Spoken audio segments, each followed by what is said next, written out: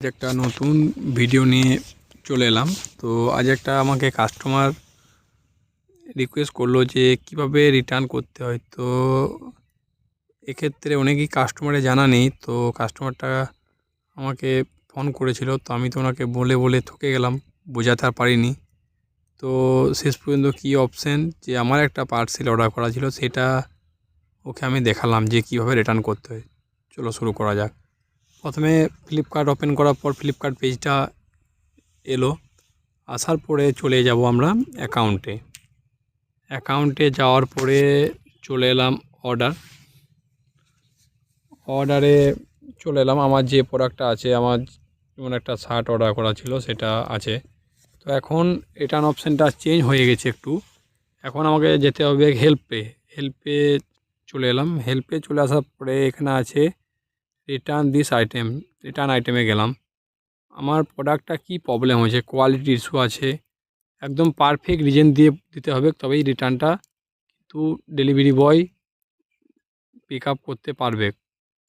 আমারটা ধরুন দিলাম আমি সাইজ নোটিস, তো এখানে আছে লার্জ হচ্ছে না স্মল ছোট হচ্ছে, তো আমি দিলাম যে বড় হচ্ছে। তো এখানে কমেন্টে লিখতে হবে মাই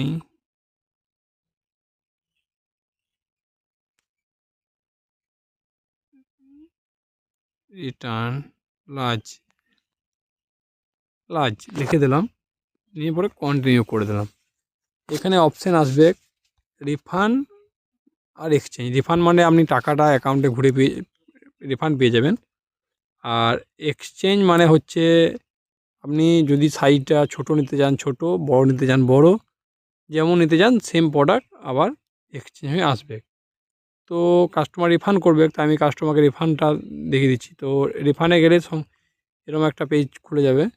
এখানে লেখা আসবে গিফট কার্ড ওয়ালেট, মানে ফ্লিপকার্ট গিফট কার্ডে টাকাটা থাকবে যার ভ্যালিডিটি থাকে 12 মাস। তারপরে চলে যাবেও ব্যাঙ্ক অ্যাকাউন্ট, ইউপিআই। তো আমার এখানে ইউপিআই অলরেডি অ্যাড করা আছে। এখানে অ্যাড নিউ ইউপিআই যেয়ে পড়ে নিজের ইউপিআই নাম্বারটা দিয়ে পড়ে ভেরিফাই করলে নতুন ইউপিআই খুলে যাবে। নতুন ইউপিআই যদি কেউ বলে যে আমি ব্যাঙ্ক অ্যাকাউন্ট করবো, তো ওখানে ব্যাঙ্ক অ্যাকাউন্ট, যদি কেউ বলে যে আমি ব্যাঙ্ক অ্যাকাউন্ট দিয়ে করবো, তো এখানে ব্যাঙ্ক অ্যাকাউন্ট অ্যাড, এখানে ব্যাঙ্ক আইএফএসসি কোড, ব্যাঙ্কের নেম কনফার্ম দিয়ে অ্যাড ব্যাঙ্কিং করে দিলে এখানে চলে আসবে।